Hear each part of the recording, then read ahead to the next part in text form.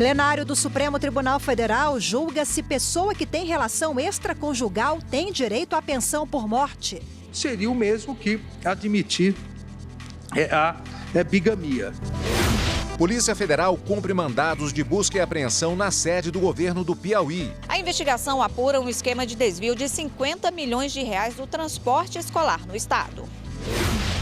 Caso do sítio de Atibaia. Ministro do Superior Tribunal de Justiça nega pedido do ex-presidente Lula para suspender julgamento da apelação.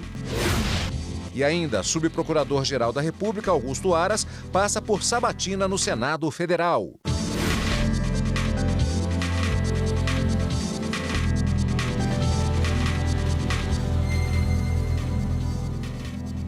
Olá, boa tarde. Boa tarde. O plenário do Supremo Tribunal Federal começou a julgar se a pessoa que tem relação extraconjugal tem direito à pensão por morte. E quem acompanhou o julgamento e traz ao vivo agora as informações para a gente é a repórter Evne Araújo. Olá, Evne, boa tarde.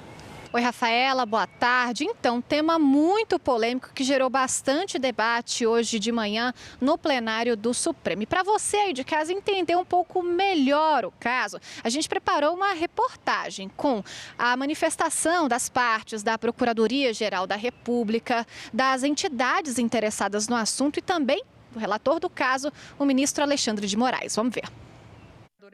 No caso do estado de Sergipe, um rapaz pede o direito de receber parte da pensão por morte do homem com quem ele se relacionou por anos e que já tinha uma união estável com outra pessoa. Muitos podem supor, de modo equivocado, que estaria se advogando toda e qualquer relação humana, vida. Não, estamos aqui apenas defendendo aquelas relações que estão consolidadas à luz de toda a sociedade. Não é uma construção de que se permitiria toda e qualquer...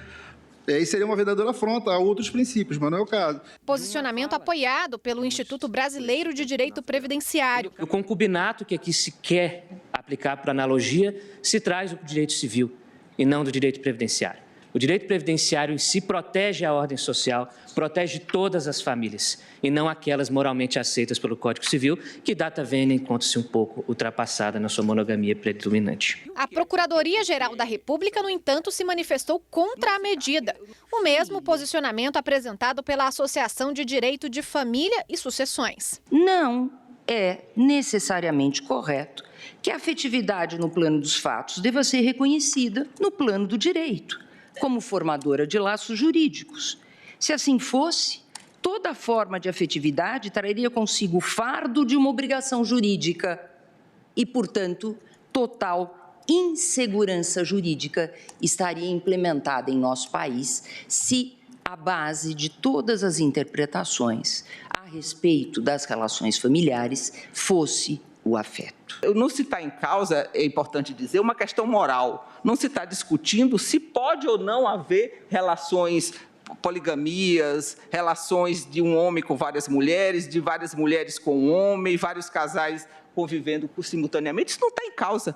A questão não é moral, a questão é jurídica. Como a Constituição e a lei tratam do tema. E tratando desse tema, ela não conferiu proteção à relação de concubinato. O relator, ministro Alexandre de Moraes, negou que as duas uniões estáveis possam ser reconhecidas ao mesmo tempo. Para ele, isso caracteriza bigamia, o que não é permitido no país. Do que se trata é que o ordenamento jurídico brasileiro, desde a Constituição até o Código Civil, não admite nem o casamento e, consequentemente, a figura jurídica constitucional equiparada ao casamento, que é a união estável, não admite a concomitância do reconhecimento jurídico para todos os efeitos. Seria o mesmo que admitir a bigamia. O ministro Gilmar Mendes e o ministro Ricardo Lewandowski tiveram o mesmo posicionamento do relator de que o rapaz não tem direito a uma parcela dessa pensão. Já para os ministros Edson Fachin, Luiz Roberto Barroso, Carmen Lúcia, Rosa Weber e Marco Aurélio, quando se trata de um tema exclusivamente previdenciário, é possível sim fazer a partilha dessa pensão entre as duas uniões estáveis envolvidas nessa relação amorosa. Já o presidente do Supremo, o ministro Dias Toffoli, pediu um pouquinho mais de tempo para analisar o caso, ou seja, o processo, a análise desse processo, o julgamento ainda não acabou. Cadu.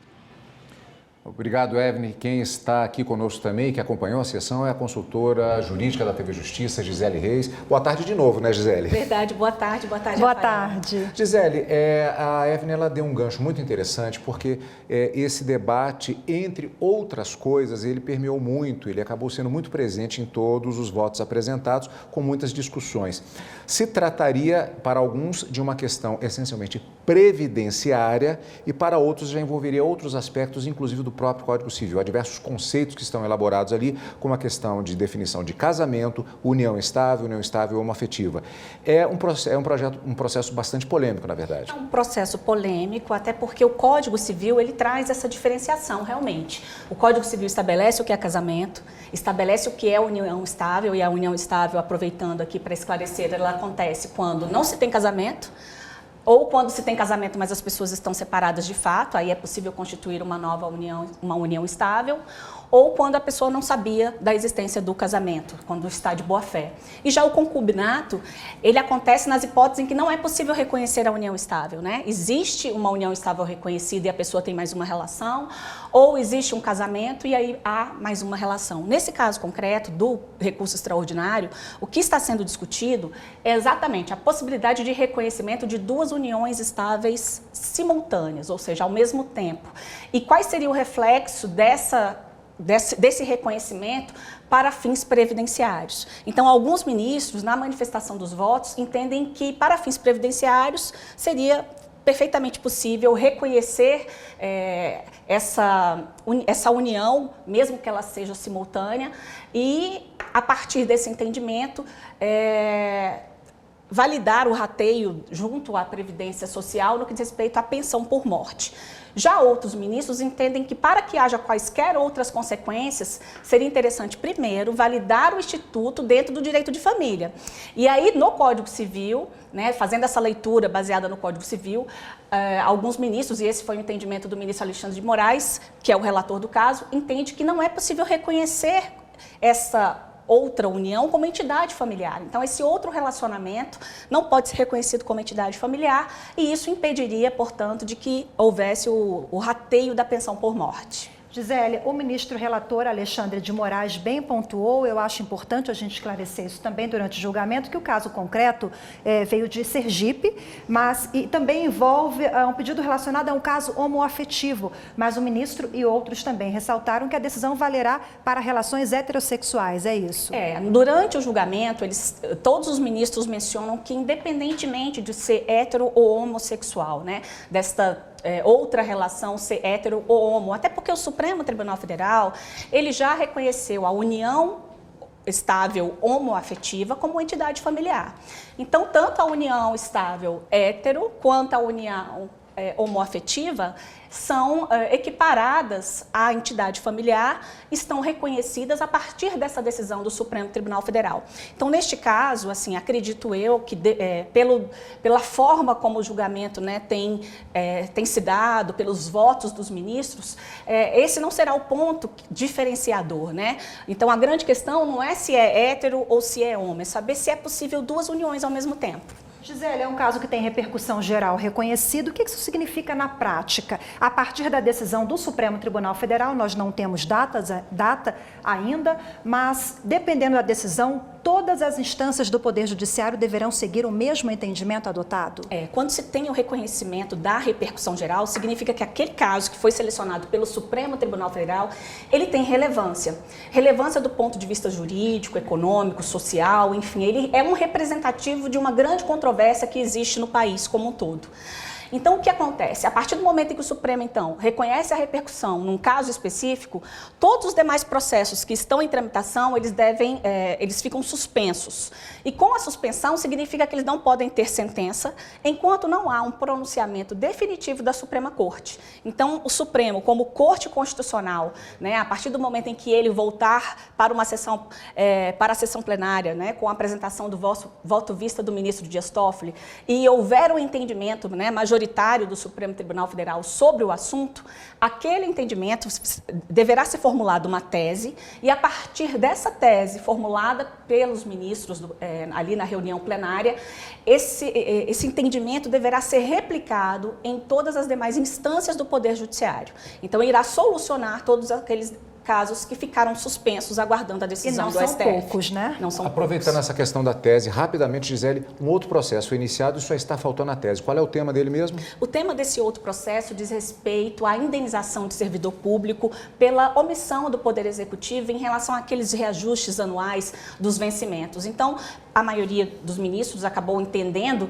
que não gera direito a essa indenização, ficou faltando apenas a fixação da tese. O ministro Dias Toffoli já esclareceu que na sessão plenária, que será iniciada agora à tarde, logo às 14h45, haverá então a definição dessa tese, mas assim, o mérito já foi analisado, não gera direito à indenização. Muito obrigada, Gisele, pela sua participação. Exatamente. Desculpa a interrupção, Cadu. Eu estou pegando esse gancho aí do que a Gisele falou, porque exatamente será o processo que abrirá a sessão plenária da tarde de hoje. Daqui a pouco os ministros, portanto, eles se reúnem novamente no plenário. Além da continuidade para a elaboração da tese desse processo especificamente, do qual acaba de falar a Gisele, nós teremos outros assuntos que estão previstos na pauta de julgamentos da tarde desta quarta-feira. Matéria penal é o primeiro dos 3 temas da pauta divulgada para a tarde desta quarta-feira, com um único processo: habeas corpus, onde se discute se delatores em processos criminais devem apresentar alegações finais antes dos delatados. Servidor público é o segundo tema, com uma ação direta de inconstitucionalidade contra a legislação que dispõe sobre a reestruturação do plano de custeio e financiamento do regime próprio de previdência social do Estado do Paraná. Separação de poderes e federação é o terceiro e último tema, com uma ação contra a lei do Rio Grande do Sul, que cria a Agência Estadual de Regulação dos Serviços Públicos Delegados do Rio Grande do Sul. Mais informações sobre a pauta de julgamentos no site do Supremo Tribunal Federal, stf.jus.br. E como vocês viram, o plenário do Supremo Tribunal Federal também deve começar a analisar hoje o habeas corpus que discute o prazo para apresentar alegações finais em ação penal que envolve delatores e delatados. A ação foi encaminhada pelo ministro Edson Fachin para o plenário do Supremo em razão da relevância jurídica. Recentemente, a segunda turma anulou a decisão da 13ª Vara Federal de Curitiba, na Lava Jato, que condenava o ex-presidente da Petrobras, Aldemir Bendini. A turma entendeu que o direito ao contraditório e à ampla defesa de Bendini teria sido prejudicado, porque ele apresentou as alegações finais no mesmo prazo dado aos delatados por ele. A maioria dos ministros da segunda turma entendeu que a lei de delação não estabelece quem deve apresentar primeiro essas alegações finais, se o delator ou o delatado. A alegação final é a fase do processo em que os acusados devem apresentar os argumentos finais depois que termina a fase de produção de provas. Só depois disso é que o juiz pode decidir se o réu é inocente ou culpado. Desde o início da Lava Jato, a Justiça vem andando os mesmos prazos, tanto para delatores como para delatados, como determina o Código de Processo Civil. Agora, o plenário do STF vai decidir quem deve apresentar primeiro essas alegações e em qual prazo. A decisão será aplicada a outros casos que tenham colaboradores, não apenas da Lava Jato. Por conta do tempo da sessão de hoje, a sessão da tarde começará às 2h45, mas às 2h30 já estaremos ao vivo com o direto do plenário.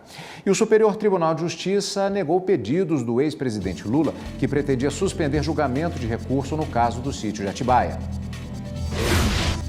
É inviável a utilização do habeas corpus para rever questões que exigem análise de fatos e provas.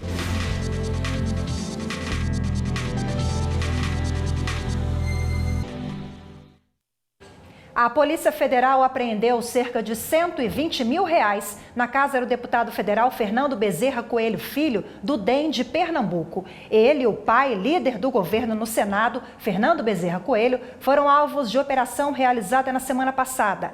A informação está em relatório preliminar enviado nesta terça-feira pela Polícia Federal ao Supremo. De acordo com o documento, foram encontrados R$55 mil em dinheiro. Os valores estavam divididos em envelopes bancários, cada um com R$2.500. Também foram encontrados dinheiro em moeda estrangeira. A Polícia Federal aponta a suspeita de lavagem de dinheiro. A Polícia Federal cumpriu hoje mandados de busca e apreensão na sede do governo do Piauí e na Secretaria de Infraestrutura do Estado. A investigação apura esquema de desvio de R$50 milhões do transporte escolar. E quem tem as informações e traz agora ao vivo para a gente, a repórter Carolina Chaves. Olá, Carol, boa tarde. Boa tarde, Rafaela. Boa tarde a todos. Olha, cerca de 80 policiais federais e 10 auditores da Controladoria Geral da União cumprem 19 mandados de busca e apreensão, sendo 18 em Teresina e 1 em Luiz Correia. Também foi determinado o bloqueio de bens imóveis e também de valores dos principais envolvidos.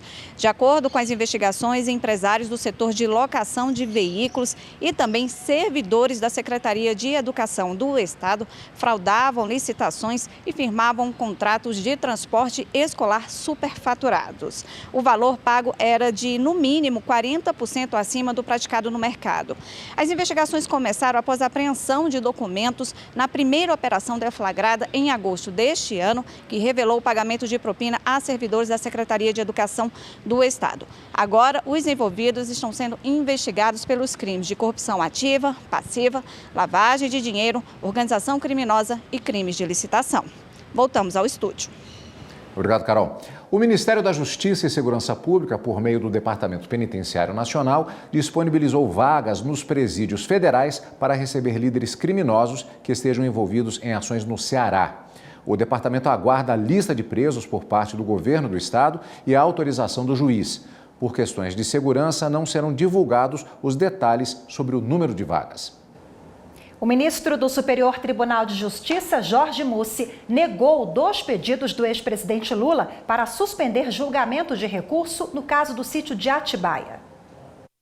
Lula alega o impedimento dos desembargadores federais Thompson Flores e João Pedro Gebran Neto, ambos do Tribunal Regional Federal da 4ª Região, para julgar a apelação contra a sentença que o condenou a 12 anos e 11 meses de prisão. Ao negar os pedidos de liminar, o ministro Jorge Mussi destacou que não houve ilegalidade flagrante nas decisões do TRF4 que rejeitaram a alegação de impedimento dos 2 magistrados feita perante aquela corte. Mussi disse ainda que não é cabível impetrar habeas corpus contra a decisão que julgou improcedente esse tipo de pedido, pois isso desrespeita o sistema recursal vigente no âmbito do direito processual penal. O ministro ressaltou ainda que é inviável a utilização do habeas corpus para rever questões que exigem análise de fatos e provas.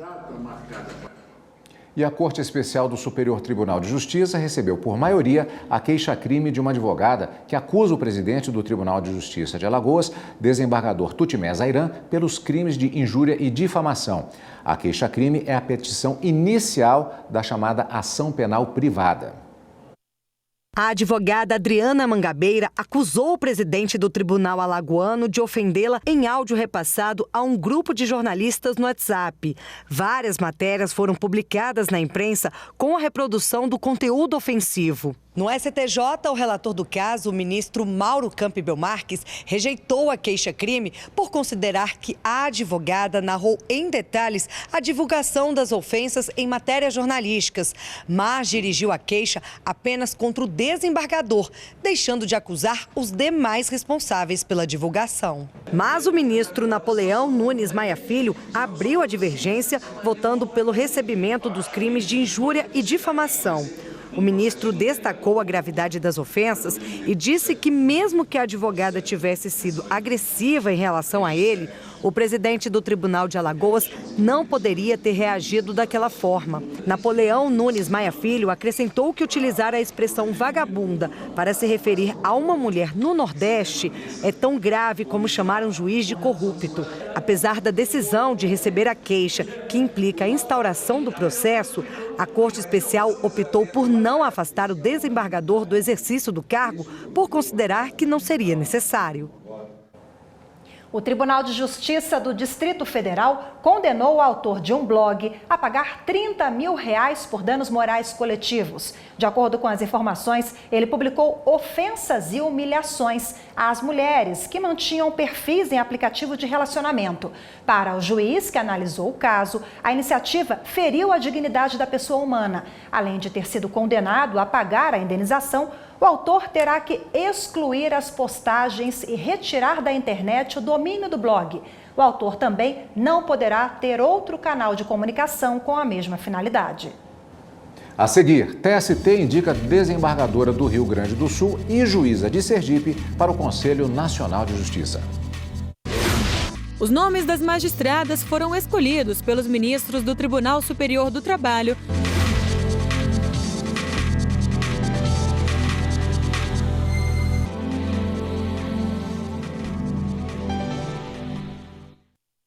Empresas de comércio eletrônico não precisam determinar em contrato as multas por atraso. Pois é, a decisão é da segunda sessão do Superior Tribunal de Justiça. As compras pela internet são cada vez mais comuns. Roupa, sapato, acessórios, essas coisas. Compro muita coisa, materiais eletrônicos, placas. Nunca tive problema, não. Mas e quando a encomenda atrasa? O que fazer?